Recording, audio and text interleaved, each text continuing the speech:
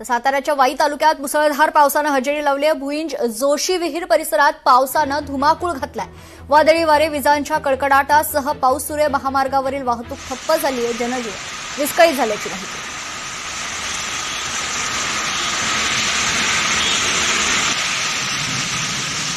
सातारा जिल्ह्यात आज दुपारपासून मोठ्या प्रमाणात अवकाळी पावसाने धुमाकूळ घातलेला आहे। सकाळपासून मोठ्या प्रमाणात उष्णता वातावरणामध्ये जाणवत होती, मात्र आज दुपारपासून मुसळधार पाऊस पडत आहे।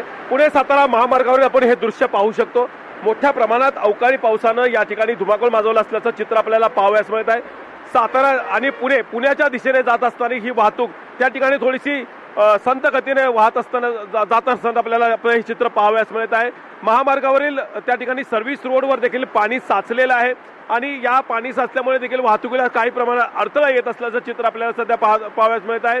एकंदरीतच गेल्या 3 ते 4 दिवस थेट पाऊस हा हुलकावणी देत होता, मात्र मान्सून पूर्व हा पाऊस असल्याचं बोललं जात असलं तरी मात्र अद्यापही मोठ्या पावसाची अपेक्षा शेतकरी वर्गाचं त्या ग्रामीण भागातल्या जनतेला आहे।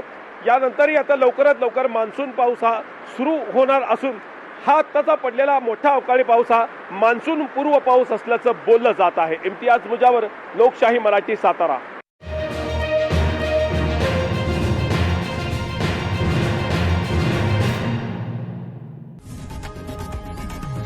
लोकशाही मराठी, ऐका, पहा, जागरूक रहा।